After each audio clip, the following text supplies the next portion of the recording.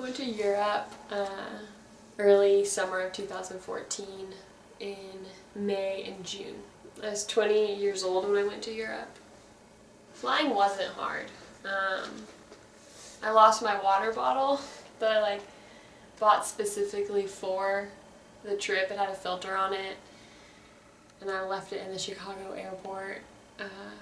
And I was gonna run back and get it, and I was like, I'm gonna miss my flight. And so I was just so mad, just so upset. Yeah, we first landed in Ireland, in Dublin. We were in Dublin for a few days. We stayed in a hostel. From Ireland,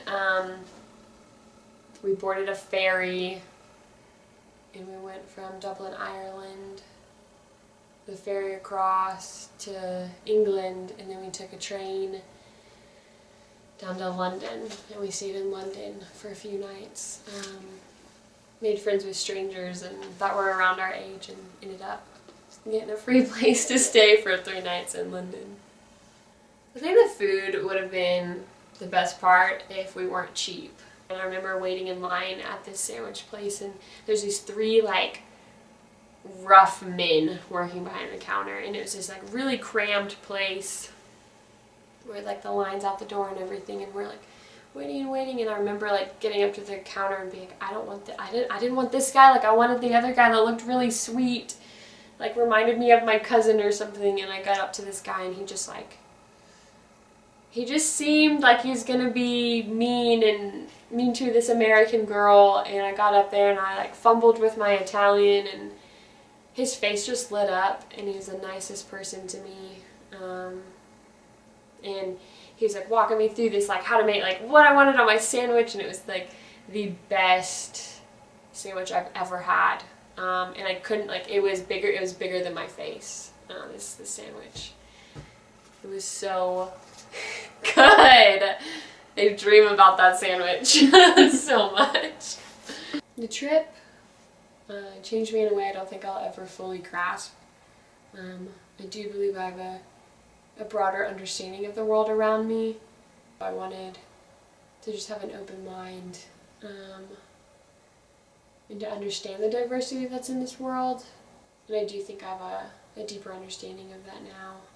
I think it calls attention to what we overlook in America, but I also think that it humanizes these places that we romanticize. That there are still jerks that live in Europe, and there are still places that mistreat food, and it's not that America's just the bad guy, but that there's other places also, I guess, in a way, if that makes any sense. I feel like we just romanticize it, and we dream, and we're oh my gosh, Europe is perfect, and you get over there and you're oh, these are normal people too. I just don't think that I could ever stop traveling now. I think that I'd always want to keep going. If I went again on this trip, I would enjoy good food. I'd spend an extra bit of money on that excursion. We didn't go to the top of the Eiffel Tower because first the line was awful, but also it's expensive, and we're we are not doing that.